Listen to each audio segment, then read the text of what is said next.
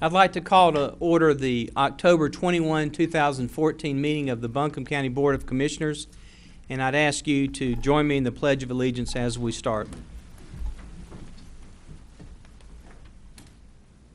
I pledge allegiance to the flag of the United States of America and to the republic for which it stands, one nation, under God, indivisible, with liberty and justice for all.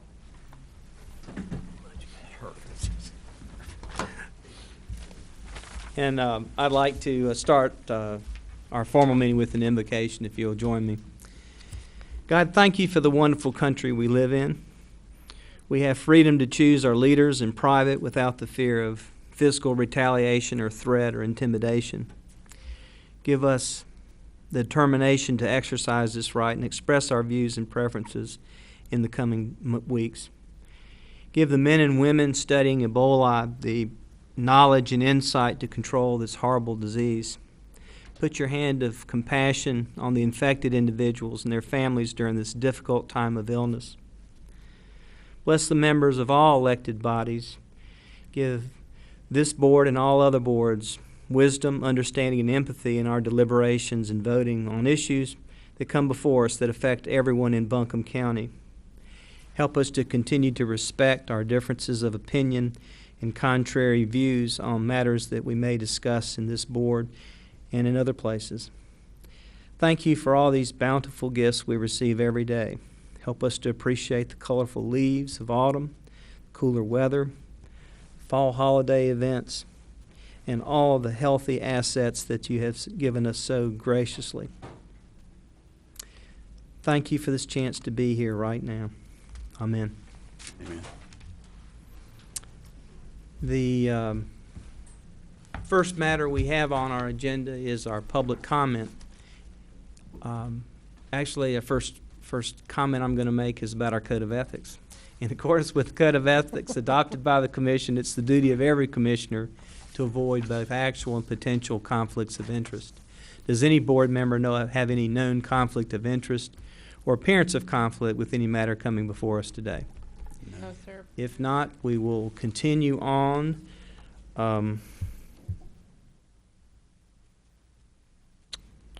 Our next matter of business is the public comment. The time limit for any comment to the board is 3 minutes. If your time expires, you can leave any questions along with your name, address, phone number, or email with the county manager. Commissioners are not expected to comment on any matters during public comment. This is your time to talk to us. Comments should be limited to subjects that are within the jurisdiction of the Commission or pertain to matters upon which we may act. Any individual speaking during public comment should address the entire board. Any polling of board members is inappropriate. Persons addressing the board are expected to observe the decorum of the chamber and to be respectful of everyone in the room. Any person who willfully interrupts, disturbs, or disrupts the session will be asked to leave the meeting. The Commission reserves the right to deny public address on any subject previously presented to the board. And as I noted in the pre-session, we are going to take up the matter of the Register of Deeds extended hours in new business. And so you'll have a chance to give any comments you might have during that time. So I'm going to ask that anyone that came to speak on that wait until we take it up before the board. So are there any matters, any public comment on any other issues during this section of the meeting? If you'll raise your hand, I'll recognize you and ask you to come up. Yes, ma'am. If you'll give your name and address and where you live. My name is Katie Hicks, and my address is 263 Fairview Road, Asheville, North Carolina.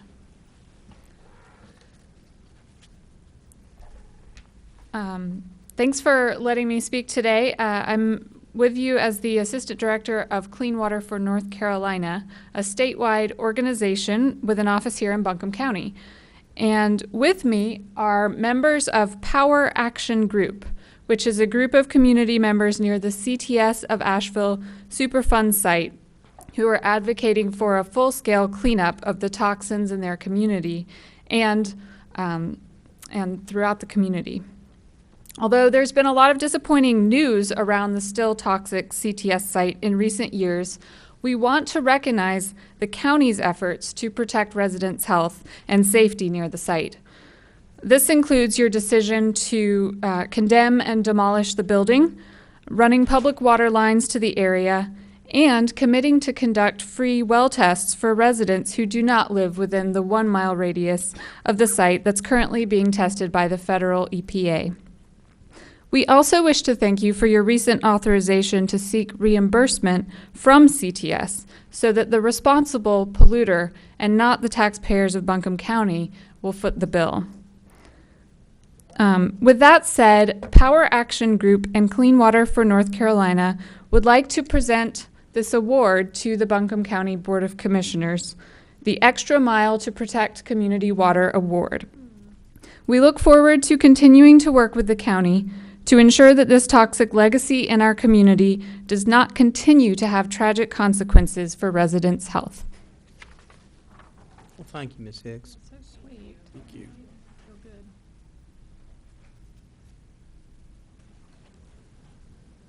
And we will continue to do everything we can based on our role in this nightmare that's been going on there. Thank you. Any other public comment tonight? Mr. Rice?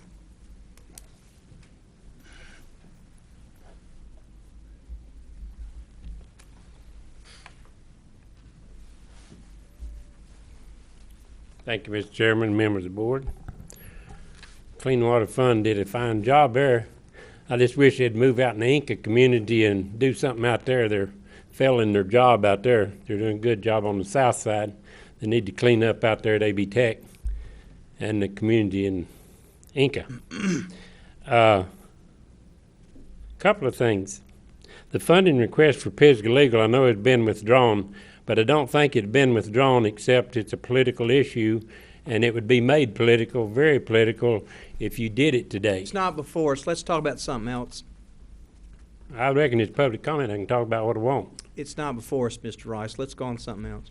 Anyway, you got the message. Nonprofits is being given money outside of the money that you are doing at the beginning of the year.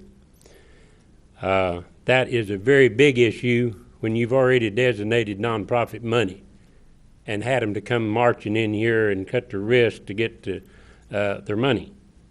There's some being give exclusive rights to some of the money outside of the normal process, and this is one that I just mentioned, Pisgah Legal Service. The other one is the $1.3 million that you gave Inca partners on the ball fields. This is $1.3 million. You only give $1.7, I believe, to all the nonprofits. Why now? What are you doing it for? The other thing I'd like to do is make a proposal. Since the election started, I've heard that we, as commissioners, only fund, or only in charge, of 5% of the budget. The other is state and federal dollars that we don't have any charge of. I'd like to make a proposal that you all talk to the legislators about the county form of government letting our elected person be the county manager instead of commissioners. Because if you have got 7 commissioners, you only have the highest paid commissioners in the state operating 5% of the budget, and you can only do something with the 5%. Why don't we elect our county manager that does such a good job? And she does a great job. And I think that would be better than our commissioners being paid such high salaries to operate 5% of the budget. Take that home and listen. Thank you, Mr. Rice. Any other public comment tonight?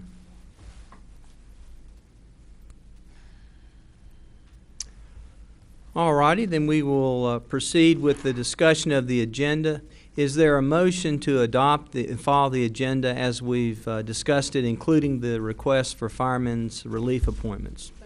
Second. It's been a motion by the Vice Chair, second by Commissioner Jones, is there any discussion? All those in favor say aye. Aye. All opposed, no. Then the motion passes 6-0. Commissioner Newman is on a business trip that he could not get out of, and we will not have him here tonight. First agenda item is good news, Adoption Awareness Month. Commissioner Belcher. Thank you. And Ms. Shook.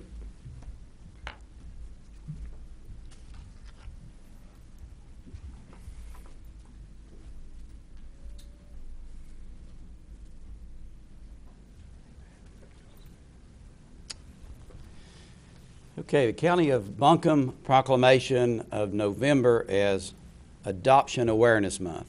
Whereas Adoption Awareness Month is celebrated to call attention to the fact that every child deserves to grow up in a loving, nurturing, permanent home, and that this experience lays the foundation for a happy, productive adulthood. And whereas in North Carolina last year, there were approximately 9,907 children living away from their birth parents, adoption was the permanent outcome for approximately 529 of these children. And whereas in Buncombe County there are 304 children in foster care, and adoption is the permanency plan for approximately 71 children who are waiting for a forever family. And whereas during the month of November, Buncombe County Human Services, private adoption agencies, the faith community, and local advocacy groups will participate in a statewide public awareness campaign around adoption. This collaborative effort will focus greater attention on children who need permanent adoptive families and honor families who have adopted children. Now therefore be it proclaimed by the Buncombe County, by the Board of Commissioners for the County of Buncombe as follows, that the month of November 2014 be proclaimed Adoption Awareness Month in Buncombe County, that all citizens, community agencies, religious organizations, businesses, and others be encouraged to celebrate adoption and honor adoptive families by furthering their awareness of the issues of adoption and helping to focus attention on the need for adoptive parents and the children who are waiting for permanent homes. That this adoption be effective upon, that proclamation be effective upon its adoption, adopted this 21st day of October 2014, Board of Commissioners, County of Buncombe, signed by Chairman David Gannon. Thank you so much. Thank you so much. Thank you so much. It's always a pleasure to come before the board and be able to say thank you for your continued support as we work as an agency to find permanent safe homes for the children in our care. Recently, our communications team internally came up with a slogan, I can do that for a child. And we recruited foster parents who are currently in our MAP class being trained to be foster parents, and I'm really excited to say we have 30 folks in that class, which is just tremendous. Along with our internal communications team, county communications, specifically Kathy Hughes, has been working towards making sure that all of our foster children have a happy holiday season. We have wish list for our foster children, and the community can do that for a child. Even if you can't make the commitment to be an adoptive home, a forever home for children, you can support the children in our community by doing things like donating school supplies, and for the holidays, for Christmas, sponsoring a foster child for Christmas. We will have their wish list up, and if you'd like to be a sponsor, please feel free to contact the department. Thank you again very much. Thank you. Thank you, Tammy. That's a wonderful program. Next, we'll proceed to public hearings. We have 3 public hearings on some rezoning requests. The first one is Edwards and McIntosh rezoning R2 to CS, and we have Josh O'Connor to tell us a little bit about that. Okay, so the first case number that you have before you is ZPH 2014-00053. The requested zoning changes from R2 to CS, CS standing for commercial service, R2 being one of our residential districts. The property is located at 1955 Old Haywood Road and is identified by PIN number 9617991308. And it's approximately 1.3 acres. The subject property is located to the west side of Old Haywood Road, to the north of the intersection of Old Haywood Road and Crowell Road. The property currently contains a single-family home. To the southeast is a commercial corridor, zoned highway business district and institutional district within the city of Asheville. As a staff, we believe that the map amendment is consistent with the Buncombe County Land Use Plan, as the land use constraint maps within Buncombe County Comprehensive Land Use Plan 2013 update show the following regarding the subject property. It's within reasonable proximity to a transportation corridor. It's within reasonable proximity to public utilities. It's outside of flood hazard areas, and it's separated from low-density residential uses. Therefore, we believe it would be suitable for commercial development as indicated on the suitability matrix within the land use plan update. The subject property is near an established commercial corridor along Smoky Park Highway. The proposed CS zoning would not be detrimental to the owner, adjacent neighbors, and surrounding community as it's consistent with surrounding properties. And I'll just note that this property is one that I believe came out of Asheville's ETJ last year. So with that, I can take any questions that you may have. This property is behind Cracker Barrel, isn't it? That's correct. Okay. And what was the planning board's? The planning board recommended approval as well. Okay, I believe that was a 5-0 vote. That's correct. Anybody speak against it? We did have one neighbor with some questions and some concerns. Okay. All right, any other questions or comments before we take public hearing on this? Okay, thank you, Mr. O'Connor. So I will call the public hearing in the Edwards and McIntosh rezoning request R2 to CS.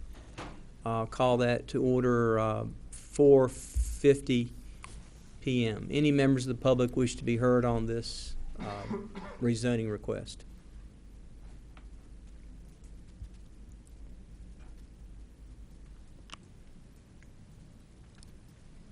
If none, I'll declare the public hearing closed at 4:51 p.m. Is there any questions or discussion by the commission? If not, is there a motion? So moved. Motion by Commissioner King. Is there a second? Second. Second by Commissioner Jones. Any further discussion of this rezoning request? All those in favor say aye. Aye. All opposed, no. Then the rezoning is adopted by a 6-0 vote. Next up, we have a rezoning request by Keith Roberts. This is in the Weaverville ETJ. Mr. Roberts is requesting an R3 to employment district. Josh? And what I'd ask you to do is go ahead and combine your next two agenda items. For us, that's cases ZPH 2014-00056 and ZPH 2014-00058. The applications are for properties that are all adjacent to one another. The reason that they're separate is we did receive those applications at a different time, so we separated them for technical and legal reasons. But I believe the public hearing is going to be substantively the same, as will your discussion. Okay, We does just any need you to member take of the two commission votes. or county attorney have any difficulty with that? If not, proceed. We'll Okay. do them together, sure. So this is the piece of property that we heard a lot about as we were voting to, or as you were voting to transition the Weaverville ETJ to Buncombe County. The case numbers involved, as I said, are ZPH 2014-00056 and ZPH 2014-00058.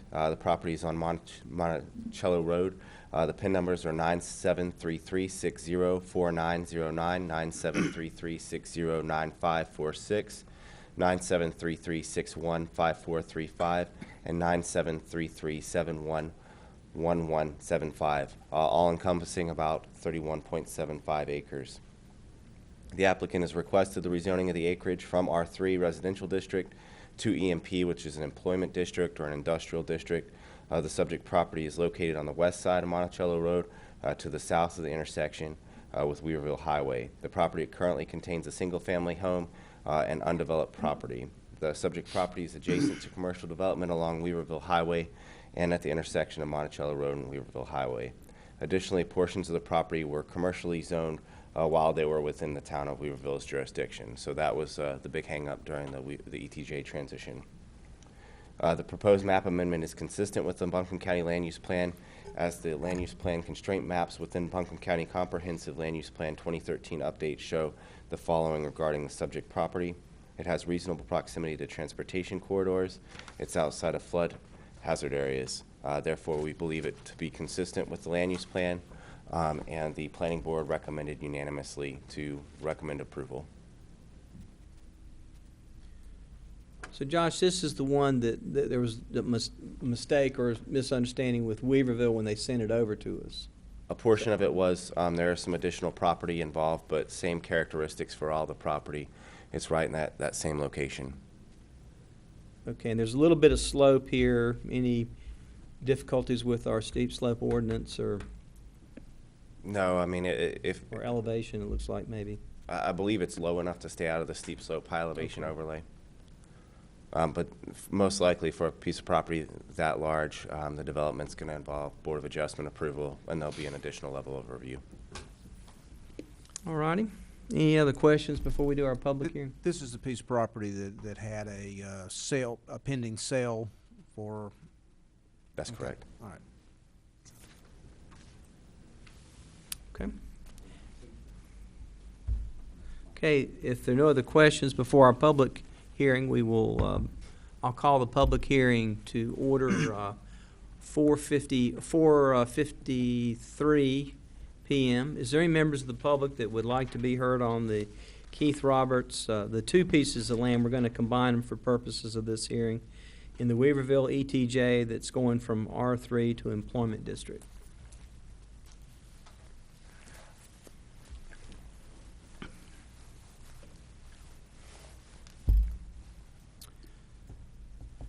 If none, then I will declare the public hearing closed at 4:54.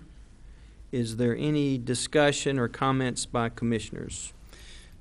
I'd like to make a motion for approval, and I'm glad we're able to do this now for the Roberts and move forward with that.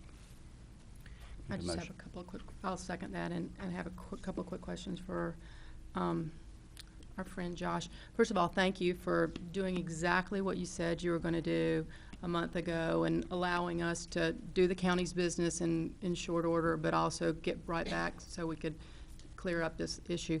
Are you aware of any hardship that that has happened upon the property owner because of our delay?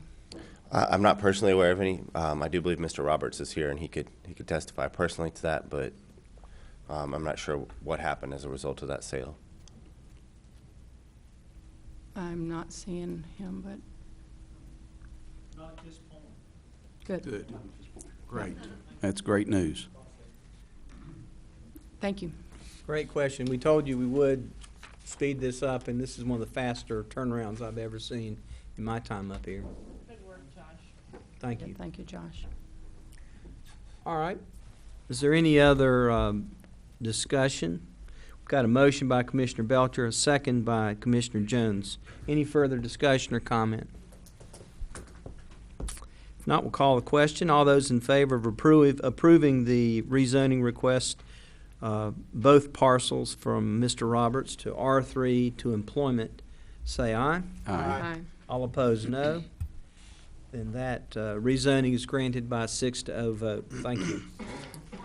Next on the agenda, we have a resolution approving the issuance not to exceed $10,300,000 of Public Finance Authority recreation facilities revenue bonds to finance certain cost of various projects on behalf of the YMCA of Western North Carolina. I think I saw Paul here, yep. And we have Mike Frew to explain this revenue bonds and what this means. Mr. Brent? Chairman, Commissioners, we have Paul Vest and Sabra Stewart from YMCA here today to answer any questions about the project. This is a type of bond structure that does not involve county taxpayer dollars. It doesn't bind the county at all. We're not responsible for the debt at all. So it's just a technical requirement from the Internal Revenue Code that the location where bonds are being issued for improvement, that the local governing body hold a public hearing and approve the funding. What this will actually do is that about 15 years ago, the Buncombe County Industrial Facilities Pollution Control Financing Authority issued bonds of about $6 million for various infrastructure needs of the YMCA here locally. And now they're refinancing through an authority out of the state of Wisconsin, which also has to have its own public hearing. But it's just like going to the bank. They're getting a $10,300,000 loan. And again, it does not bind the county taxpayer dollars at all. So if there's any questions, you can ask Mr. Vest or Ms. Stewart I think it'd be a good time for y'all to give a little short commercial on what you're doing, why you're doing it, and you know, what you do within the community. Love the commercials. Yeah, there you go. Well, as mentioned, this was part of just doing a refinancing package of some of the work that we've done over the last 10 or so years. The biggest piece of this is really an effort that we're putting together to build a overnight resident camp for kids in Swain County. We have about 900 acres that's been granted to the YMCA in a charitable land lease for 125 years or 50 years with 3 25-year extensions. We're currently in a capital campaign to raise the funds, the capital dollars to build this. The commitment on this piece, which is exciting for our local children, is there's great camps in Western North Carolina, but as you all know, they're very expensive, and they serve most of the kids from outside the region. I think we studied about 95% of the kids that attend our camps come from outside of Western North Carolina. This camp will be built to be affordable and to serve our local kids, so to give our local kids the opportunity to enjoy our mountains and the outdoors, and so we're excited about this project. Thank you very much. Thank you. All righty.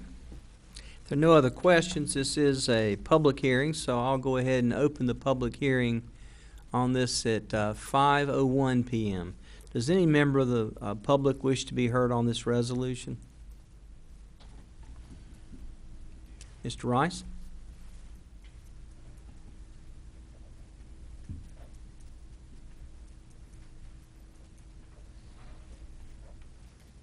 Thank you, Mr. Chairman, members of the board.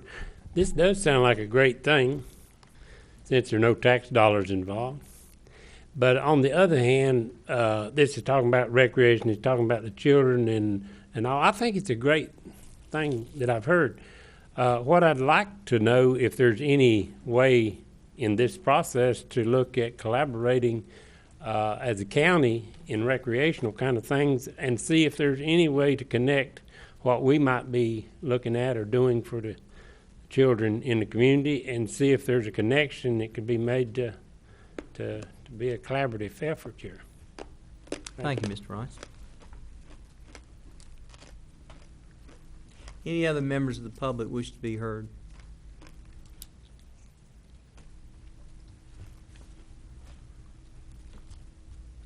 Okay, if none, I'll declare the public hearing closed at 5:02.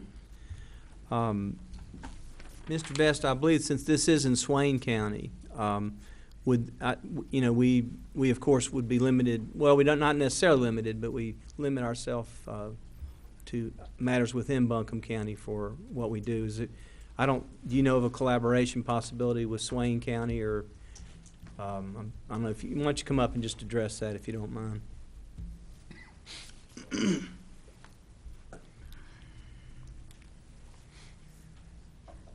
Obviously, Buncombe County being our largest service area, most of the kids will come out of Buncombe and Henderson County. We are working very closely with the Tribal Council and Cherokee, obviously the other counties further west, to make sure that this is a regional camp. So our collaborative efforts will be, we're working with some things with the hospital on some sick children. So there's a lot of opportunities for that. And it's early in the process to be able to develop those further. As you go along, we'd certainly like to be kept in the loop, Mr. Absolutely. Best. Wonderful program. Thank you. Thank you. Okay, any other comments or questions about this resolution? If not, is there a motion for approval? Second. There's a motion by Vice Chair Frost, a second by Commissioner Jones. Is there any further discussion? If not, I'll call the question. All those in favor of adopting the resolution as presented, say aye. Aye. All opposed, no. That resolution is adopted by a 6-0 vote. Next, we have Denise Brain, County Planner, and Ms. Zuvella with Land of Sky, going to talk about the Rural Operating Assistance Program funding for fiscal year 2015. Thank you both for being here. Thank you, Commissioner and Chairman Gann. I appreciate this opportunity to provide just a little background to you on our public hearing today. The resolution and public hearing today relate to the county's annual grant application to the NCDOT under the Rural Operating Assistance Program. This program provides funds to help pay for trips for elderly and disabled individuals, as well as some employment transportation and rural general public transportation. Last year, the state funding program provided about 55,000 trips for residents of Buncombe County for a variety of purposes. Those trips were either provided by Mountain Mobility directly, the majority of them were. I'd say about 5,000 or so of those trips were provided through volunteer transportation efforts through the Council on Aging and through the Land of Sky Regional Council. Buncombe County's allocation of rope fundings for FY 2015, however, has been reduced by a little less than $50,000 this year due to an overall state funding cut in this program. In previous years, my understanding is that the state supplemented this program with some other dollars it had. Those dollars are no longer available, so as a result, counties across North Carolina are receiving less funds for services in FY15. We will seek, of course, to find other funding sources to support these trips so that individuals can continue to travel and go where they need to go. And we will certainly try to control our costs to ensure that no additional funding or other cuts are necessary at this time. All of the funding provided under the ROPE program, as I said, does go to provide transportation to allow individuals to access things in our community, to go to jobs, to meet their activities of daily living, and also to maintain independent living by going to the doctors and staying healthy and well. To provide a brief overview of the proposed uses of each funding pot under this ROPE program, I would like to introduce Luba Zueva with the Land of Sky Regional Council. She works with Mountain Mobility's administrative office at the Land of Sky Regional Council and works closely with many of these individuals and agencies that are supported by this grant. Following the public hearing, of course, I'll be glad to answer any questions the board may have. And we certainly appreciate your time today and allowing us to present this grant application to you. Thank you for allowing me an opportunity to come and speak with you today. So as Denise has mentioned, there has been a funding cut this year in the funding provided by the state. So in the light of the funding reduction, our goal for this year with proposed funding allocation is to sustain previously funded agencies for the services that they provide, especially for the agencies that were able to allocate all of their funds that they had last year. And to give you an idea of what kind of programs are going to be supported through this funding, first of all, the state divides the ROPE funds into 3 categories. One is for employment purpose, one is for rural general public, and the third is for elderly and disabled category. Under employment and rural general public categories, those funds primarily go directly to Buncombe County Mountain Mobility. We're able to fund the Trailblazer operations, North Buncombe Trailblazer, and also Enka-Kenla Trailblazer, and also rural general public on-demand transportation so that anybody in Buncombe County can call up and request mountain mobility services. And then out of the elderly and disabled categories, where we fund a number of agencies to help them provide transportation for their clients. So for example, Asheville Buncombe Technical Community College, they receive funding for transportation to compensatory education under the elderly and disabled category. Also, Asheville Parks and Recreation receives funding for transportation to senior centers and their programs. Buncombe County Mountain Mobility utilizes a portion of elderly and disabled funds for senior bus pass program so that seniors can get a free bus pass. Care Partners Adult Daycare Center also receives funding for transportation to the adult daycare. Council on Aging, Call a Ride, they receive some funding for volunteer mileage reimbursement, and those volunteers provide trips to seniors when they need to go to a doctor's appointment or for other life-enriching activities. Irene Wortham Center, they also receive some funding for medical and day program transportation. Jewish Family Services receives funding for Elder Day Club. Land of Sky Regional Council received some funding for the foster grandparents and also for senior companions for their mileage reimbursement. North Carolina Division of Services for the Blind, they received some funding for transportation to Mini Center for Independent Living workshops. Also, Open Heart Art Center receives funding for day program transportation, and the RHA Health Services receives some funding for mental health services for disabled. And that's some of the agencies that we provide funding for through this ROPE funding that we receive from the state. Thank you. Are there any other programs that would help these people if this is not done?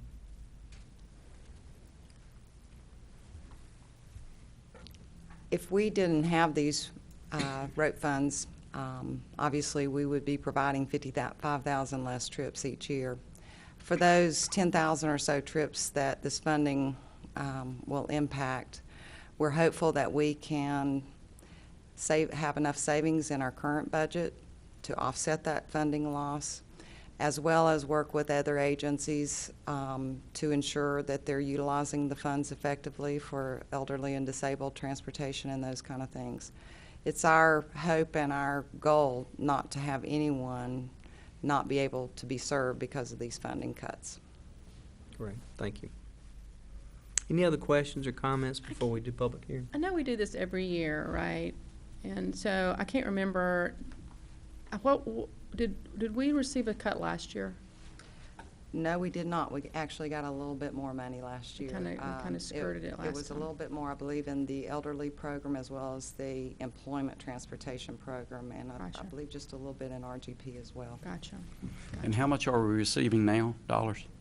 The total of the three programs under ROPE, we will receive a total of $299,557 as compared to $348,881 last year. So that's a cut of $49,324.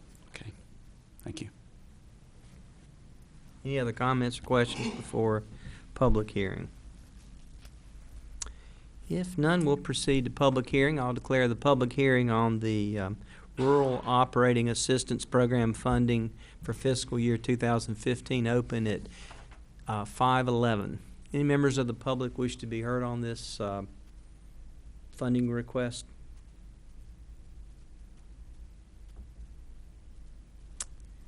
Mr. Rice?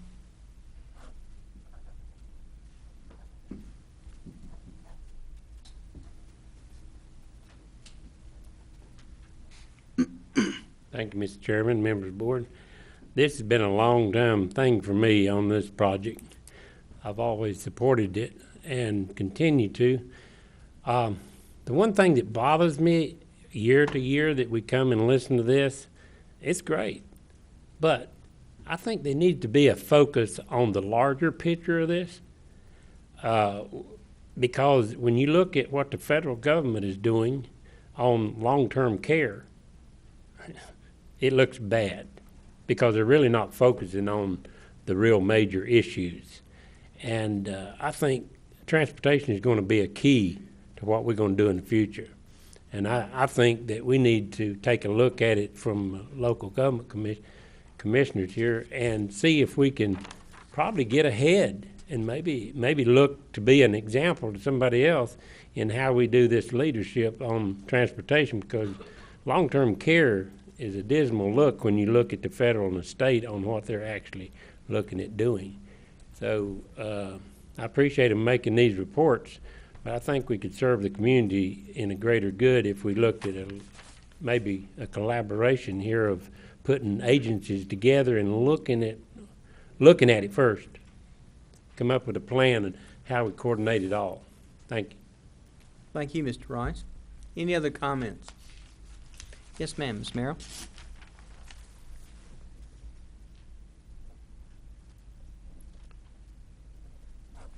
Hey, Christina Merrill, Fairview. I know you all are used to people, for the most part, coming up and being critical, and I just wanted to offer a positive.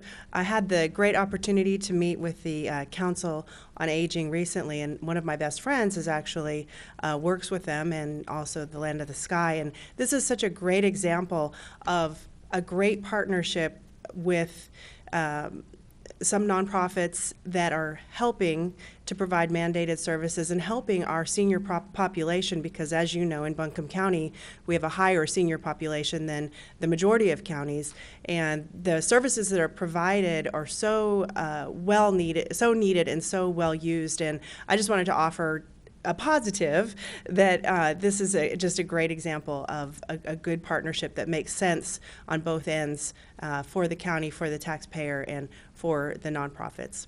So that's it. Thank you, Ms. Mayor. Any other public comment tonight?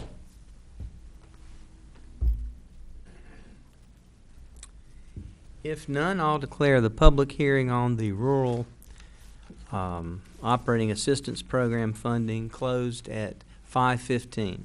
Any discussion among the commission or any comments? Well, I would just say that I do have great faith in our staff, how they will look at to adjust to that. I mean, it's a pretty significant percentage cut. I mean, did you say, what is that, like a quarter of it? If it's 250? It's 14%. 14%, yeah. That's a whopper. And I have every confidence that y'all will figure it out and that the good people in our county will figure it out this year. But it's really distressing to hear about yet another, vital service that everybody agrees is, it's for the blind, the disabled, people trying to get to work, and transportation being one of the biggest needs, and yet again another state cut on folks. So anyway, I thank you for working on it, and but I have to highlight that this is a hand that we're dealt, and thank goodness we have good people locally that will care about the people and that are not removed in Raleigh from what's really going on in people's lives here. Thank you. And I will also say just a moment in response to Mr. Rice's comment that, Mountain Mobility is a coordinated transportation system. We work with many agencies and would welcome the opportunity to work with others who have transportation needs or who actually already may have vehicles or other things and would like to collaborate with us in that respect. We currently have in process a community transportation services planning process going on.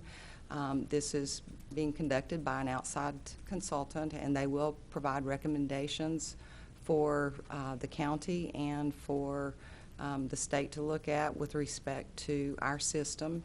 All counties across North Carolina that have these programs are required by the state to have this plan. And I will also just give you a heads up that we'll be back next month in November to bring another public hearing to you on our community transportation, on our community transportation Section 5311 administrative and capital grants for the system. And quite frankly, we're facing about a $66,000 cut in that program as well. We are actively pursuing other sources of funds. And I will also say that one of the funding sources that we are fortunate to be able to hopefully tap into is called the Appalachian Development Transportation Assistance Program.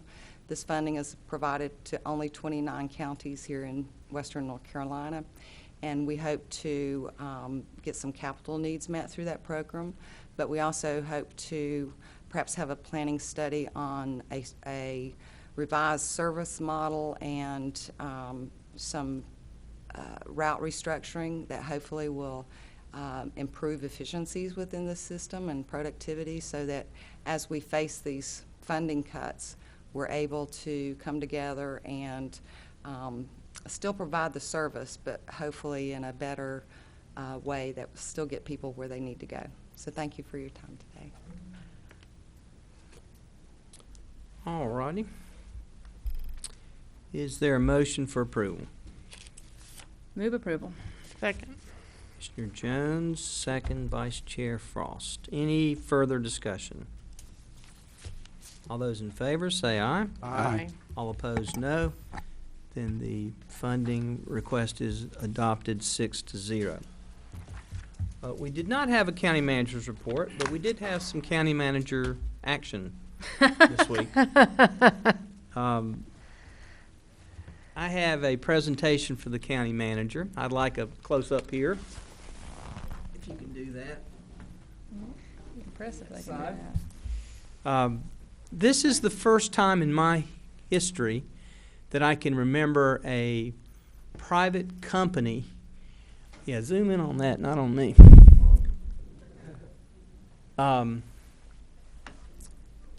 First time I've heard of a private company naming part of their property after a county employee.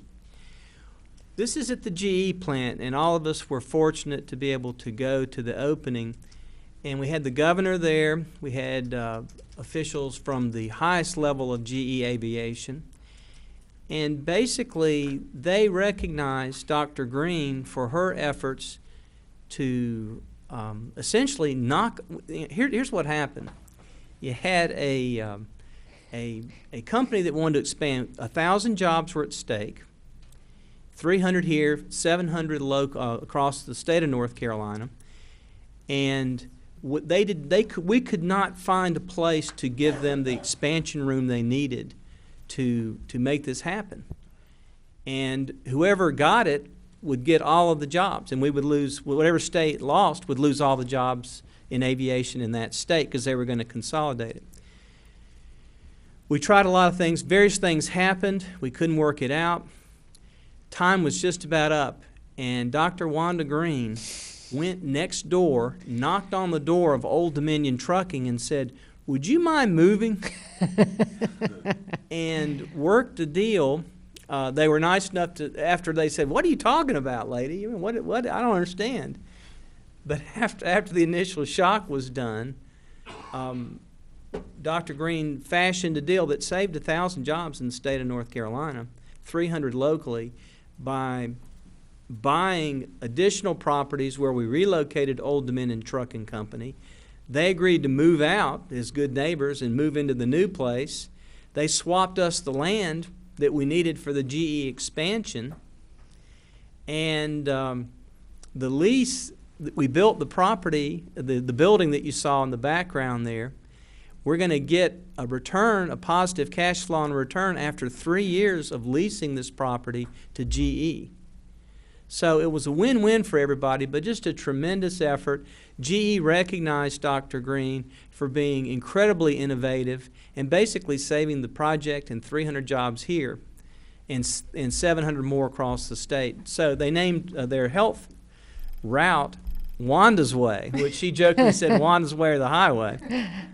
But it was a great honor. It was a wonderful day, and let's give Dr. Green a hand because that's a huge job economic. And if I can add to that, when I got to GE, I happened to run into one of those big deals at GE, and we were talking, and he said, "We know when Wanda Green's in the room, it's going to happen." So.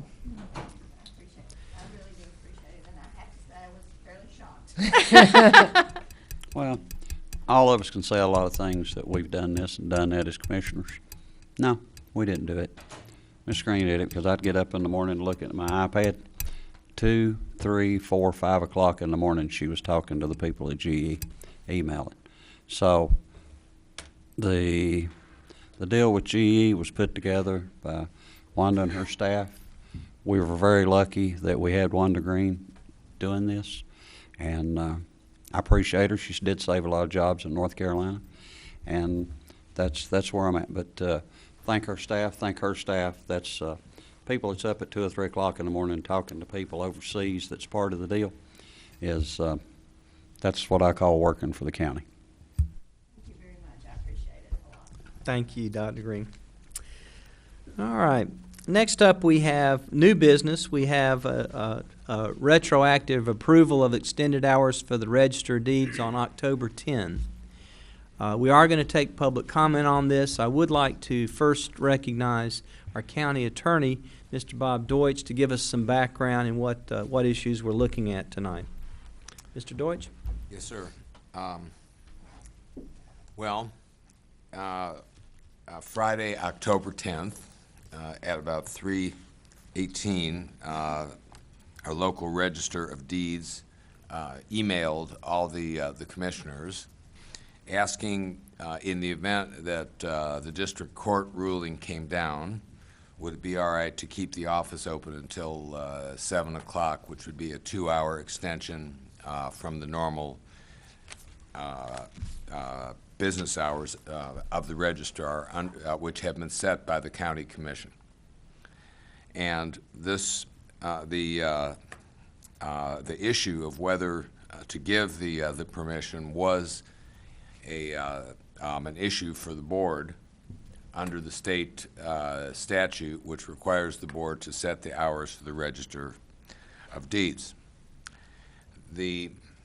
So the issue that has been raised is was the manner in which this request was communicated and the response by the commissioners, as it was, did this constitute a public meeting, an official meeting of the commissioners under GS 143-318.10, such that it was required to have notice or either be an executive session if that was appropriate.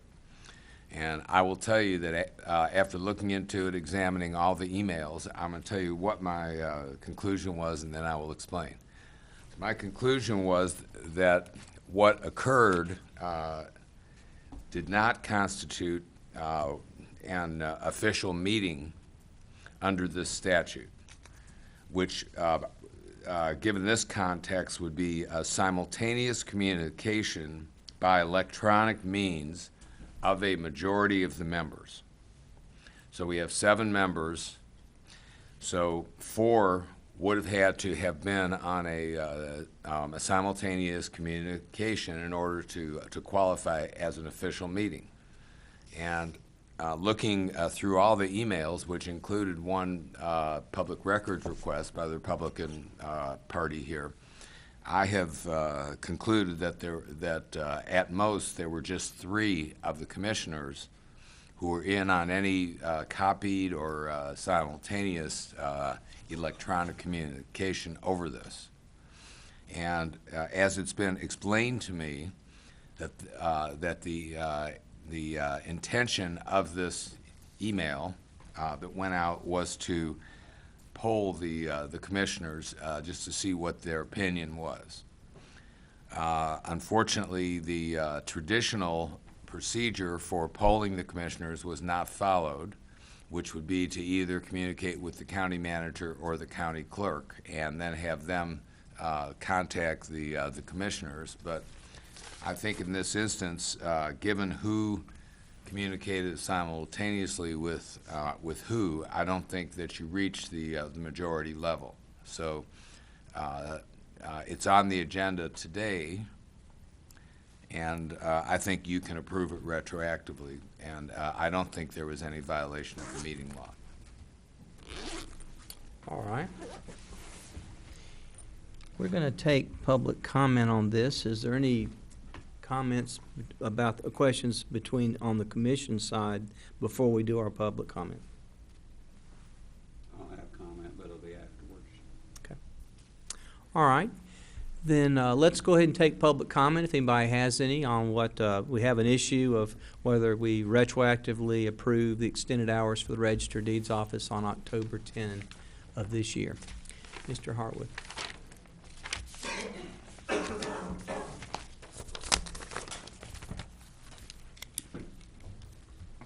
I'm Eddie Harwood from Barnardsville. Chairman Gantt, members of the board, my name is Eddie Harwood. Once again, I appear before this chamber on the issue of blatant disregard for the laws of this county and this state. Each of you received a formal complaint filed last week on the performance bond of the Buncombe County Register of Deeds. This complaint seeks payment for losses and forfeiture of his bond for failure to perform duties and unlawful closing of the Register of Deeds office. In addition, the state auditor has assigned a special auditor to investigate this matter. Shockingly, the Register of Deeds has once again, on October the 10th, determined he can open and close that office at any time he deems appropriate. This is outright arrogance and abuse of power and speaks to his inability to perform his job. He has thumbed his nose at the taxpayers, the employees, and the law. It is unacceptable. And once again, this board did not come into open session to approve a change in hours. In fact, I see where you have it on the agenda to retroactively approve the extra hours office illegally stayed open, even though this was not an emergency, forcing employees to work extra hours at his whim for political gain and publicity. It's shameful. Commissioners, you did not make any attempt to notify the public of a special meeting as required by Item 2, Section B, under the rules and procedures for the Board of County Commissioners. And no one except the county clerk and the county attorney can poll the board. So everything about this is illegal and unethical, and no retrofit vote can fix that here today. You didn't approve it, yet you can continue to allow the Register of Deeds to act illegally and irresponsibly to the county, employees, and taxpayers, all without consequences. Where is the transparency in all this? Your actions, too, are unacceptable. It seems a clear and consistent pattern that Buncombe County elected officials choose to ignore violations of ethics and law. How can taxpayers expect you to require lawful conduct from the Register of Deeds when you choose to ignore your own policies and procedures?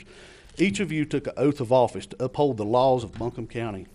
You swore or affirmed to uphold the duties of your office, stating that you would support and maintain the Constitution and laws of North Carolina and faithfully discharge the duties of your office. Instead, you choose to turn your heads and protect the illegal actions of a fellow politician. You have allowed dozens of citizens, your voting constituents, to pursue the right course of action, since you obviously don't understand your oath of office to uphold the laws. As requested by numerous citizens and Buncombe County employees, we will be following up with the state auditor, the bonding company, and other agencies. It is a disgrace that this disregard for the laws is allowed to go unchecked. Thank you. Thank you, Mr. Harwood. Any other public comment? Yes, sir, on the end. Anybody else want to speak after this gentleman? Yes, ma'am, in the back. You can come up the front row if you'd like. And we'll have you next, ma'am. Good evening, Commissioners. My name is Craig White. I live on Sulphur Springs Road in West Asheville. And thank you very much for this opportunity to speak. I am a volunteer with the Campaign for Southern Equality, and I was there on October 10th when the Register of Deeds office stayed open 2 hours late. I was actually there all day on October 10th and most of the day on October 9th because we did not know when Judge Cogburn was going to be handing down his ruling in the case United Church of Christ versus Reisinger. To my mind, it is very appropriate, seeing those couples waiting outside hour after hour, that the Register of Deeds office chose to remain open for an additional 2 hours so that they might be served. I would also like to point out that there's been some criticism that it was special treatment, but the office was in fact open to any member of the public that wanted to be served during that time. The ruling that Judge Cogburn handed down cited the 14th Amendment of the Constitution of the United States, which calls for equal protection of all citizens under the law. And his decision was that the state of North Carolina is bound by the 14th Amendment and that the state does need to provide equal protection to all of its citizens, including same-sex couples. To my mind, that amendment was passed some time ago. I don't want to get in the merits. Okay, sure thing. I want to get in. Let's stay the procedure that we followed, if you would. Absolutely. I think the issue is that the ruling came 146 years too late, not that the Register of Deeds office stayed open 2 hours extra. Thank you. Okay, yes, ma'am, you're next. Thank you. Anybody wants? Yes, ma'am, you'll be next. Anybody else want to speak after this lady? Yes, ma'am, you'll be next in pink. Hi, Victoria Townley. I'm from Buncombe County in the city of Asheville. I was just made aware that the comments will be limited to the legalities of the office staying open too late. Yes, as a taxpayer and as a member of the legal community that works for a law firm and actually had the honor of cutting my teeth in North Carolina by working for the county attorney, I've seen nothing but prompt servitude and a general ability to give good service to his constituents and the people that come to the Register of Deeds office. Regardless if it's couples there to apply for a marriage license, whether it's same-sex couples or heterosexual couples, whether it's a paralegal there to search for title, whether it's a lawyer there to record deeds, or it's someone searching the vital records for death or birth certificates. As a taxpayer, I find it concerning that all these investigations into Mr. Resinger's behavior are somewhat a waste of our taxpayers' money. He's trying to serve the best needs of our constituents and our citizens of Buncombe County. So thank you for your time. I appreciate it. Thank you, Ms. Family. Yes, ma'am. Anybody want to speak after this lady? Mr. Rice, you'll be next. Good evening, Chairman Gant and the rest of the council. Reverend Lisa Bovee-Kemper, Unitarian Universalist Congregation of Asheville. I want to stand in support of what Craig White said. He's better on the nuts and bolts than I am, but I also want to point out that I am very pleased that our Register of Deeds appeared to be proactive and made plans ahead of time. My understanding is anecdotally that there were other registers of deeds in the state that stayed open, that went home and came back, and I feel and called their employees back.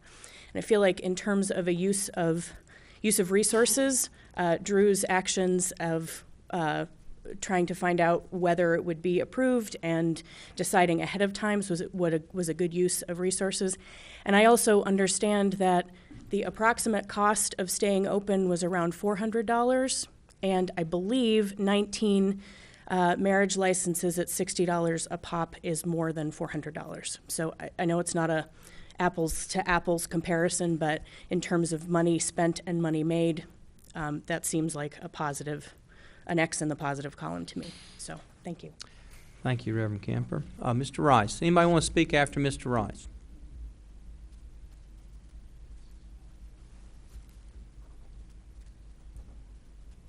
Thank you, Mr. Chairman, members of the board. What are we opening our doors to? When you are showing partiality between one sect of people or a sector of people and the general public, that's not right. And that's exactly what's happening here. My grandson would like to get married, and he'd like to do it on the weekend, and he's going to have to fly in. I'm giving you a hypothetical. So would you mind opening the doors for him to be able to get his license and have his ceremony and all done as well? That's really what it boils down to. There's nothing historical about this. There's nothing that we should open the doors to and say this is historical. 3,000 years ago this happened. More than 3,000 years ago. This is not something the county should be indulging in, except holding everybody fair and accountable. Procedurally, the attorney toe-tapped all around those 3 little emails. They had to be 4 of yous.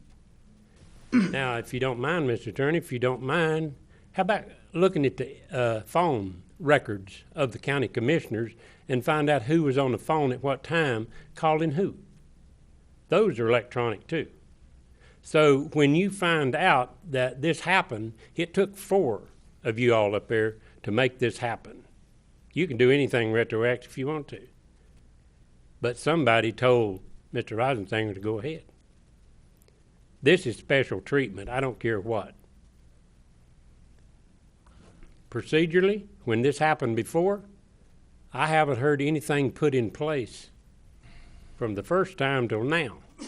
So what have you put in place that Mr. Reisensinger shouldn't be put in this predicament? It should be a policy to be adhered to. And if you got one, why wasn't it?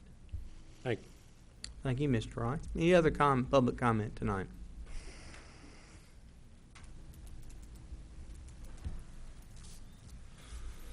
If not, I'll declare the public hearing closed at 5:37. Mr. Chair, can I ask a couple of questions? Yes, ma'am. And maybe this is best for the county manager.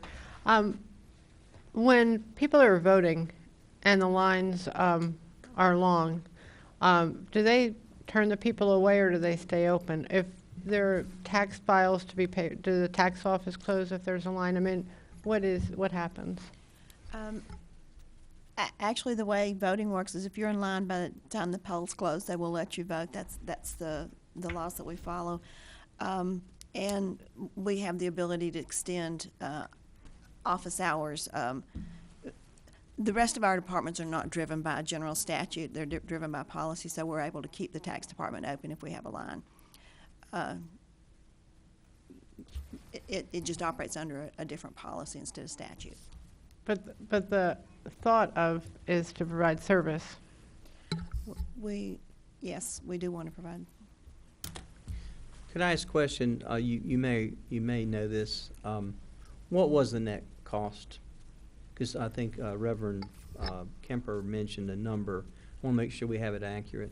We did get a public a request for public information, and it asked us to value the time of the staff and then to look at the revenues, or they just asked to value the time. The time was $1,680. The revenues were $1,160. And I do think that in talking to Mr. Reisinger this afternoon, that he used comp time instead of overtime.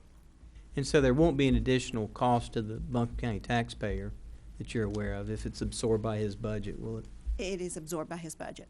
Okay. All right. Any other questions? Did that money include the deputies as well? It did, yes. All righty. Any other questions? And if none, we'll go to comments and then we'll take a motion. Any questions? If none, we'll hear comments. Any member of the commission wish to speak on this? The comment is, at about 2:45 on the 10th, I was up here in this building, and Ms. Hughes came back, and Ms. Green was here, and they said they were hanging flags in the trees and all inside the building. I asked Wanda if it was proper for a county commissioner to go down and say something about this. She said yes, it was. So I went. I was met at the front door from an attorney from your group saying that she was part of her group. What could she do for me? I told her I was a county commissioner and I'd appreciate it very much if they took the flags out of the trees, off the railings, because the only flags that fly here is the United States and North Carolina, because that's where the funding comes from. Can't help what the city does. And getting married, that's fine too. But after that, myself and Mr. Reisinger had a conversation. And in the conversation, his words to me was, what if 4:45, Mr. Cogburn come down with a ruling on that they could get married? I said, at 4:45, if they come down with a ruling, you get a hold of Wanda Green and she can get a hold of 7 commissioners. That was my words to Mr. Reisinger. And that was his words to me. I walk out the door. I'm telling Wanda that she may be getting a call. I thought she's the one that did the polling. I was wrong. I should have had him call or email Kathy Hughes, our clerk. She's the one that actually supposed to do the polling, but Ms. Green said she could have got Kathy to do it. You're right. I didn't. I've got all the emails. There's 4 emails. 3 of them 4. Mine was basically stating what I'd told Mr. Reisinger that he should have done. But at 3:18, he fired it off to all the commissioners. Bypassed Ms. Hughes. Totally. She's the one that's supposed to be doing the polling. There's 3 votes. At 5, a little bit after 5, I'm still there. They did take the flags down because I was going to help them if they didn't. And, yeah, there's people outside, and people deserve things. But they're not special. Marriage is a contract, and I'm glad that the people were able to. I was asked if if it went down, if they could come out, get married on the steps, get married in the grass, or wherever. I told them, as far as I'm concerned, that was no problem with myself. Now, I'm just talking about myself. A lot of people, there may be a few people in this room that remember my brother.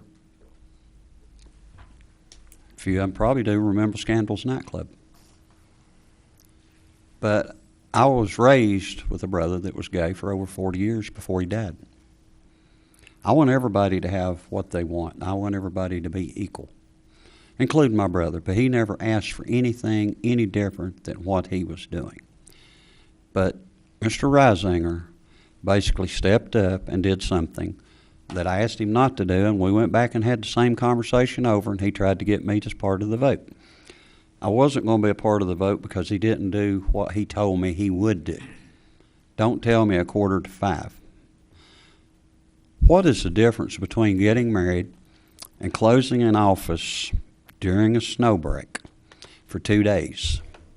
The people that wanted to do their property and get their property registered could not do it. What about the death certificates that the funeral home come to get so that they could prepare the people for a funeral? We were sledding. There's Facebook pictures of, he could not make it to work, but he could go sledding. So what's important? People's death certificates so that they can go to the bank and get the parents' money out, or whoever, their kinfolk's money out, or finished closing of a deal on a home, which the tax department was open, and there's tons of stamps from the tax department. I'm glad everybody had the option to get married, but there was nothing special at the point. There was a couple in there getting the marriage certificate right before the people went in. They kept it. It did not come down before 5 o'clock. There was a group that kept it open. If we'd have kept it open to 7 o'clock and the ruling had not come down, the taxpayers would be paying again. I don't care if it's comp time. I don't care what kind of time you call it. The simple fact is, we're supposed to have rules. I try to follow them the best I can up here. I get condemned on some things that I do, but we keep stepping overboard. Gay and lesbian group, fine guys, gals. But it goes back to my brother. You don't go in a public building and try to take it over and do things that you should not do. It's a public building. There don't no rebel flags in there. We don't have any other kind of flags in it. So why should we have your flags? That is my point. The attorney is right. If they want to vote for this tonight, that's up to them. But the simple fact is, it was not done legally. So, that ever how the vote comes out, it comes out. But my vote will be no. Any other comments by commissioners or questions? Mr. King, yeah. Go ahead. Okay. I think it would be a fantastic idea for us to draft some policies and procedures for the commissioners. First, I've heard about a specific way to poll in these types of circumstances, because I think everybody on this commission knows that this happens in a lot of different ways depending on the circumstances. So, I'm all about, and I'm sure Mr. Reisinger would have liked that direction too, but the way I read the statute, it is a county commissioner decision, so it would seem appropriately for the Register of Deeds to poll the county commissioners. That's how I would read it. That's how I read it. I think Mr. Reisinger went above and beyond. In fact, the other Register of Deeds that stayed open or reopened, there was no interface with their boards of commission, zero. They're under the same state law as we are. Same state. One person, I think it's fine to talk about flags, but one person does not direct another elected official. I think Mr. Reisinger asked the board, did not ask one commissioner, asked the board, and there was enough. We've heard, and we've also, frankly, we've gotten the legal opinion tonight. So That closes it for me. Who in this room has a legal degree on this board? Well, that would be Mr. Deutsch. There's a few others that have said some really intelligent things tonight that have legal degrees out there. I'm also, the disgrace I see that's happening is the frivolous use of taxpayer money because of a political witch hunt. And it is just sad, and it's just got to play itself out, I suppose. But if there's a disgrace, that's what the disgrace is, because it's ticking. The money's ticking. Tick, tick, tick, tick, tick. The dollars go up, up, up, up, up. And we're quibbling about $1,600 here, $500 here, $40 here. When we're engaging in frivolous lawsuits with the most expensive types of professionals that we have in our great country, attorneys. So back to the point, which is, in my view, Mr. Reisinger, our elected Register of Deeds that's elected by the entire population of Buncombe County, asked the board, the entire board, not under the direction of one county commissioner, not under the direction of one person. I feel that's an appropriate, that's an inclusive, that's how I read the ordinance. So I'm sorry that your feelings were hurt, Mike, because he didn't do what you said that you wanted him to do. And I'm glad to know about this new rule about polling. That's great. I'll do that if it should ever come up again. But to kind of make up all this stuff, after the fact and to go on a witch hunt, I think it's wrong. I think it is wrong, wrong, wrong. We've heard the legal determination, vote for it or vote against it. I'm voting for it. And I really would like for us to be able to turn the corner and everybody's hearts to melt a little bit. Melt a little bit. Life is short. There's no sense in everybody getting so upset about this. Pent up customer demand. Public service was rendered. That's what happened. That is what happened. I'm happy to follow the attorney's advice and hopefully turn the page tonight. Bringing up that this was my request, Ms. Jones? No, the request. No, Mr. Reisinger looked me in the face and said at 4:45, that was him, not Mike Fryer. And I said at 4:45, if that rule comes down, you need to get a hold of Miss Green and she can poll the commissioners. That was not me. You gave him your opinion when I think that's a great thing. Opinion. He asked you. He asked me. I know. I think that's great that he asked you, Mike. I think that's awesome. Well, why did he do it at 3:18 when he said, how about 4:45? I can't even follow that, Mike. All I know is that I feel like he was open to you. He responded to you. He was polite to you. He was courteous to you. He came to me. He came to you? He came to me and asked me, and I tried to. I said, what do you want to do, Drew? But the fact is, Drew Reisinger said he would get if it came in at 4:45, that he would get a hold of Miss Green. That was his words to me, standing at the counter in his office. Now, if you want to bring one of the officers in that was standing there, he's the one that brought it up to me. It's not me bringing it up to him. And I said, just do it right, son. If you get it at 1:15. He tried to do it right. He got your opinion, he got another opinion, and he tried to do it right. So there's the other time passed after he talked to you, and he talked to other people. So he talked to me, he talked to some other people. But you said it right. He tried to do it right. He was nothing but courteous and kind and good and honest. He changed his mind after what he said to you because he got more information. I hadn't got out in the hall good, and Miss Green had it on her computer that he had already polled you. We're just going to have to disagree on this one, Mike. So we will. I tried to help him. He stayed in trouble over the snow days. We're not spending any money on the snow days. Okay, we're not. Mr. Harwood is. Snow days is another issue. Let's focus on the Register of Deeds, October 10, 2014. I would just say this: I gave my acquiescence. I thought it was the right thing. My understanding was there was a big crowd that wanted a county service that the federal judge, Cogburn, had said was now available to them. I think we'd do it for any citizen group that was there in mass. I would hope we would, because that's what we said when we all took an oath. We're going to protect, take care of people. And if we can't provide a public service, Mr. Reiser, I talked to you. I said, okay, I want to make sure before the license, you speak with attorneys. It's legal. You did that. You did exactly what I asked you to do.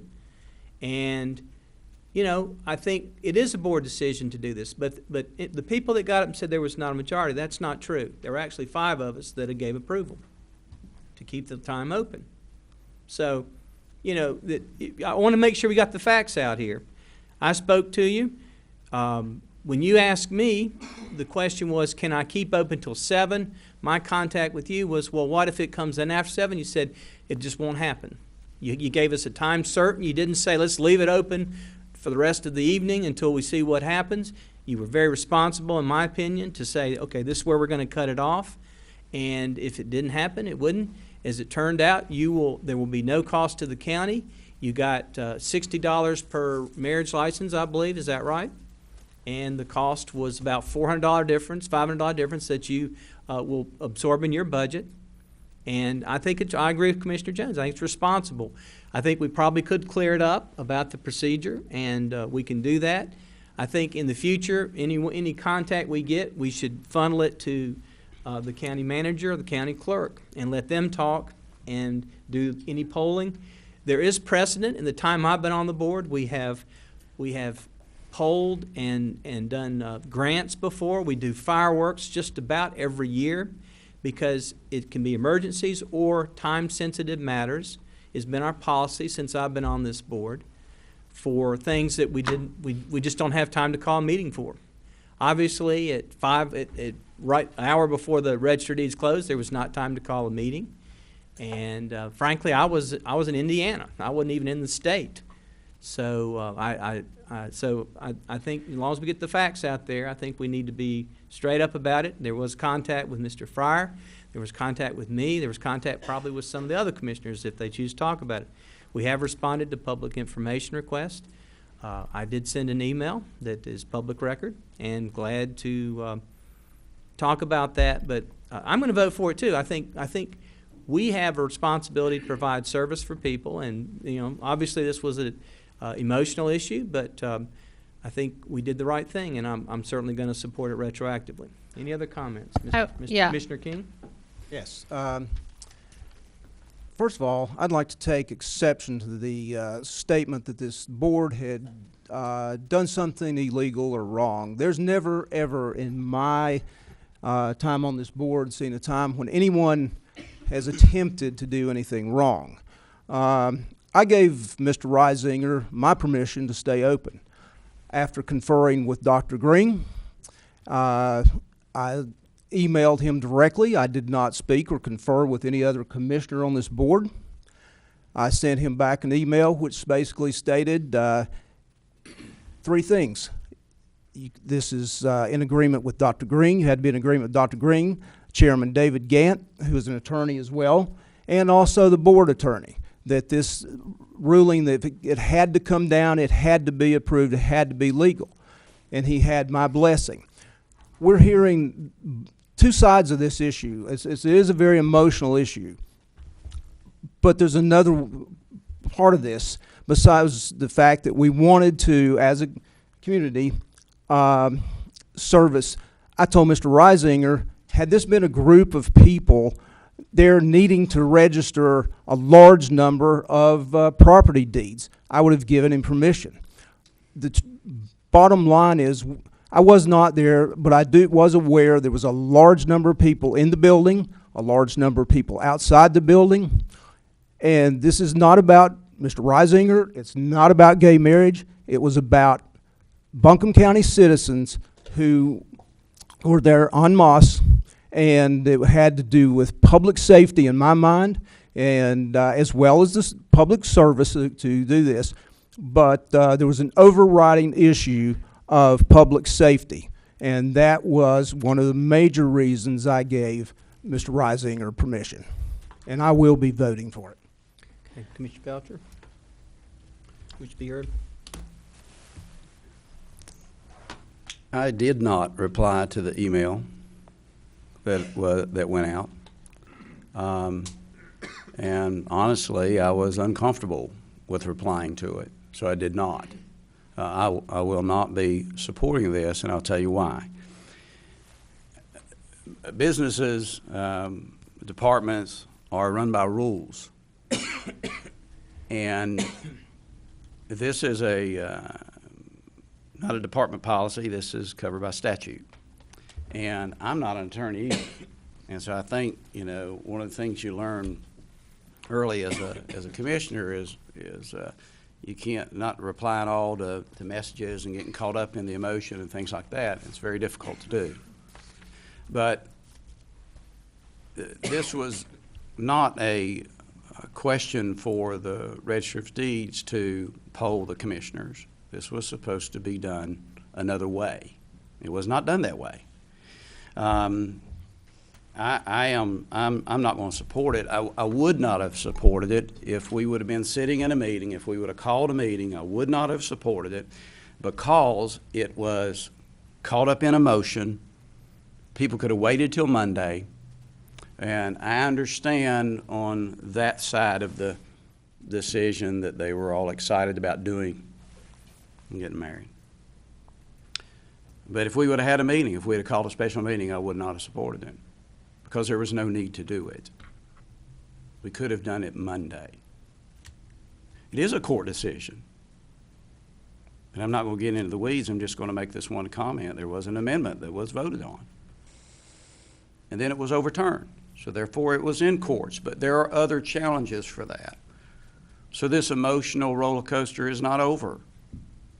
We'll be on it for a while. But as commissioners, we have to do it a certain way. And I am trying my best to learn that, grow through this position, and understand that. And a department head does not contact us and ask us what to do or tell us what to do. He didn't tell us what to do. He asked us, and in fairness. We have to have rules, and we have to abide by those. I don't think that was done. Quite frankly, I'm glad I didn't reply to that email. But I'll be voting no. And I think my position is pretty clear. I don't really think I need to say any more than that. But I'll be voting no. Chair Frost? I went to the Register of Deeds office on Friday, and I was impressed by the calm, methodical outlook of the Register of Deeds. And I, like Commissioner Jones, now know that either Kathy or Wanda is the one that's supposed to do the polling. I did not know that. But for people to say, why couldn't this wait until Monday? There were people there that I witnessed that have been waiting 40 years. They were lined up. And again, it may be a different department, but if people are waiting to vote, people are waiting to file records, we serve them. And that's what we did. The mistake, maybe that our clerk or the county manager didn't poll us. That's what we did wrong. But what we did, I'll be voting for it, and I'm very glad that we provided the service. I'd like to say we've heard this is an emotional issue, and it is a very emotional issue. My decision was not based on emotion. It was not something that either way to use a euphemism, had a dog in the fight. My concern was for the people involved. It had nothing to do, one way or the other, with anything other than an orderly servicing at this time, and what would Monday morning be like if we did not take this measure on Friday evening. I had great concerns about what could possibly have transpired Monday morning with people mulling this over the weekend, and I was not willing to create that situation. And in fact, there was a bomb threat on Monday. Yes, and I'm glad that we got away with just a bomb threat. Okay, any other comments? Does Drew want to say anything?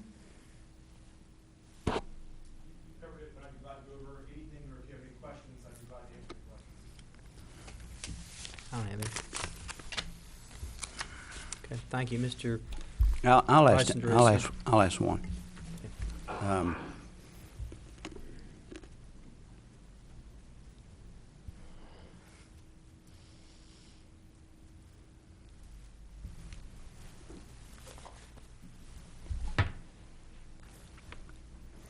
Just go through your thought process when you decided to email everyone.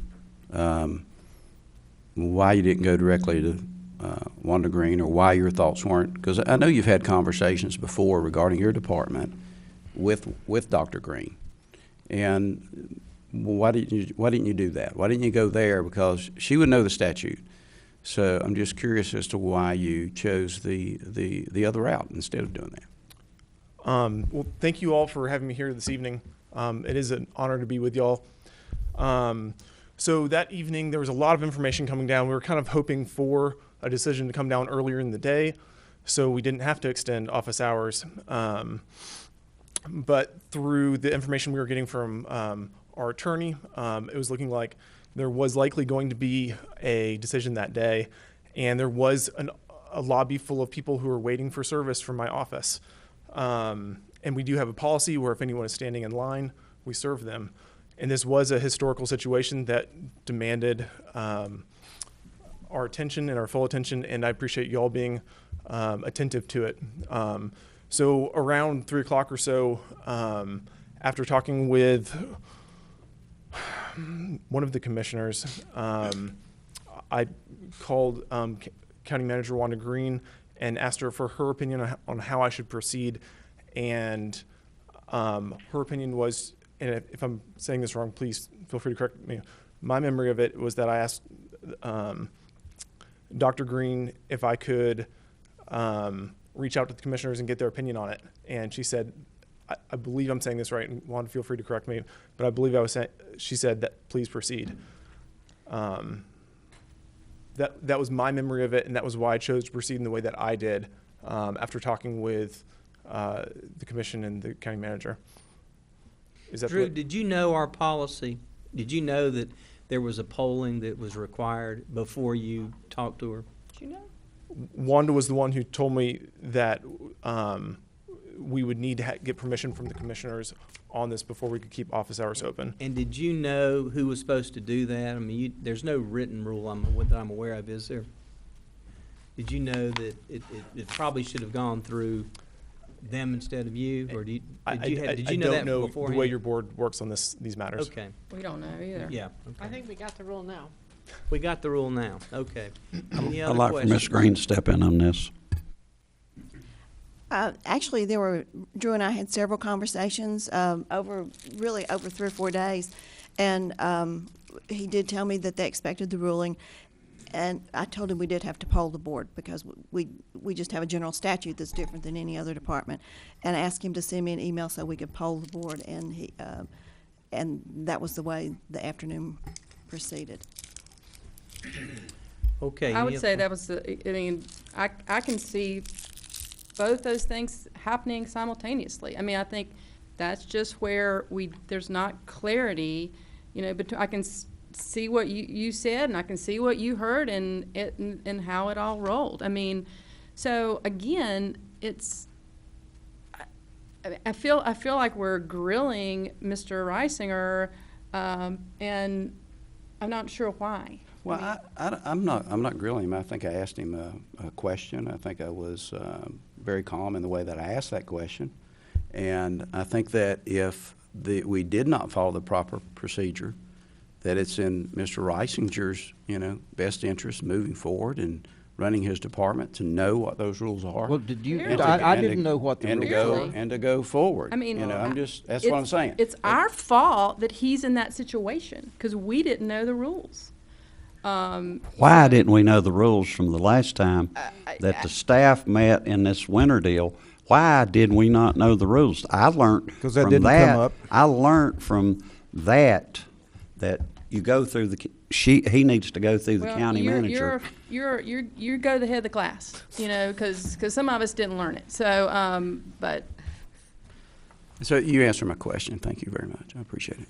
And you did ask us. You were just, I think the only difference here is who polls, and I don't think anybody here really knew.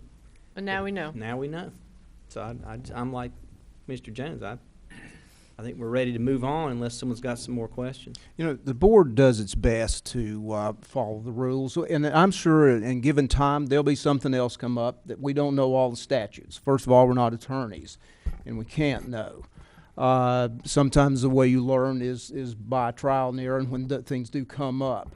So had I been aware that this needed to go through the clerk, I would have said so. I was unaware of that until all of this transpired. I had no interest in breaking any laws or any rules. I don't feel that we have. But I also conferred with Dr. Green. I typically run things by her before I do them because she has almost 30 years of experience, and I rely on her a great deal for those matters, and also rely on our board attorney to answer those. Also, this was an issue where time was of the essence, and what I do understand, we do have the option, if the time is of the essence, we can poll the board and then come back later and put it on the agenda and approve it. Now, that's my understanding. Is that correct, Mr. Deutsch? I would say yes, but let me, if I can just add one little more legal aspect to this thing. Basically, I think everybody's right in what they have been saying thus far. The reason that they have the polling is to avoid potential violations of the open meetings law. Because if you communicate directly and then there's simultaneous communication, that's really the issue. It doesn't matter if each of you speak individually to him. It's the email thing that's called reply all, which is one of the banes of my existence as a lawyer.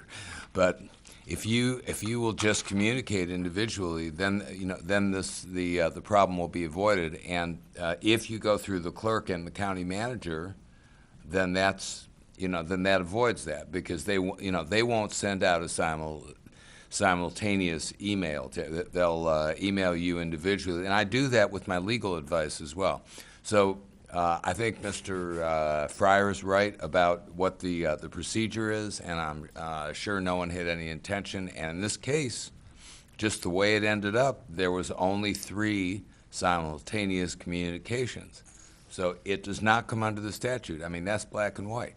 I did not respond through the thread either. I went directly to Mr. Reisinger. As did Mr. Gant. And I think you did not respond, Mr. Belcher. So that kind of, 3 people did respond simultaneously. Mr. Fryer did not say yay or nay. He just said go to Wanda Green. So I don't think that that it violated in this instance, but I just wanted to explain that's the reason behind the polling. All right. So I think we know how to do it, and everyone in Buncombe knows how to do it next time. And, my view again is I think you have 5 people that approved of the action. So I'm going to go ahead and call the question unless anyone has a burning comment to make. Okay, there is in our new business, we have approval for extended hours for the register of deeds. I would move that we adopt retroactively the extended hours we gave on October 10. Is there a second? Second. A motion by Chairman, a second by Vice Chair Frost. Is there any further discussion? All those, I would say poll the commission, but I won't. All those in favor say aye. Aye. Aye. All opposed, no. No. Motion carries 4-2. Fryer and Belcher against. Next up, we have board appointments. During pre-session, we have elected to interview the candidates for the Asheville Regional Airport Authority and also the County Board of Adjustment. We have not interviewed any of the Regional Airport Authority individuals. We have interviewed some of the Board of Adjustment. I think in fairness, we should try to interview them at the same time, close in time, so we have comparisons. We also have on the agenda the Nursing Home Community Advisory Committee. Are there any nominations? We have 13 vacancies. I'll nominate Eleanor Lane, Kalinda Treatley, and John Bernhardt, and Okay. Linda Burrell. I think I got them all. All right, are there any other nominations? All those in favor of those individuals nominated by Commissioner Belcher, say aye. Aye. All opposed, no. Then those individuals are appointed. Adult Care Home Community Advisory Board, we have 13 vacancies and 6 reappointments. Nominations? Emily Scott, Donald Dybert, Mary Adamy, Sarah Foster, Jerry Hamner, Marjorie Lotta, and Kathleen Tate. Any other nominations? All those in favor of those individuals being appointed, say aye. Aye. All opposed, no. They are so appointed. Next to last, we have Mountain Area Workforce Development Board. We have 4 reappointments. Any reappointment nominations? I nominate Linda Biggers, Bob Kendrick, Lorraine Poe, and Catherine Classon. Any other nominations? All those in favor of those individuals, say aye. Aye. All opposed, no. They are so appointed. We have had an add-on, the Firemen's Relief Fund trustees. French Broad Volunteer Fire Department, Inc. Any nominations? Nominate Sam Hollister and Dean Haney. Any other nominations? All those in favor of those individuals, say aye. Aye. All opposed, no. That they are so appointed. Woodfin Volunteer Fire Department. Nominate Donald Honeycutt. Any other nominations? All those in favor of Mr. Honeycutt, say aye. Aye. All opposed, no. Fairview Fire Department. Nominate Larry Dotson. Any other nominations? All those in favor of Mr. Dodson, say aye. Aye. All opposed, no. Reems Creek Valley Fire Department, Inc. Any nominations? Nominate. Let's have the paper. Oh, I'm sorry. That makes it hard. That's what Yeah. it is. I Yeah. got you. Whoops. Sorry about that. This was an add-on, so no one has the benefit of X-ray vision. Sorry about that. John Wilson. Any other nominations? All those in favor of appointing Mr. Wilson to the Reems Creek Valley Fire Department, Inc., say aye. Aye. All opposed, no. Mr. Wilson is appointed. Beaver Dam Fire District, I'd like to nominate Larry Morrow. Any other nominations? All those in favor of Mr. Morrow, say aye. Aye. All opposed, no. Mr. Morrow is appointed. Inca Candler Fire and Rescue, Michelle Pace Wood. Any other nominations? All those in favor of appointing Ms. Wood to the Inca Candler Fire and Rescue, say aye. Aye. All opposed, no. Ms. Wood is appointed. I think that covers all of the nominations, the add-ons. Yeah, good Our job. announcements are the next regular meeting of this board will be November 18, beginning at 4:30 p.m. in room 326 at 200 College Street in downtown Asheville. Commission meetings can be seen on BCTV Charter Cable Channel 192, AT&T U-Verse Channel 99, live on Buncombe County TV Channel 192, and on buncombecounty.org during the meetings or any other time. I believe we do not have need for a closed session. Is that correct? And there's no further business, so is there a motion to adjourn? So moved. Motion by Commissioner Belcher, second by Vice Chair Frost. Any discussion? All those in favor, say aye. Aye. All opposed, no. Our meeting is adjourned. I'll see y'all. I'm going to Atlanta. Have a good time. Thank you. Bye. See ya. Bam. Yeah. Good.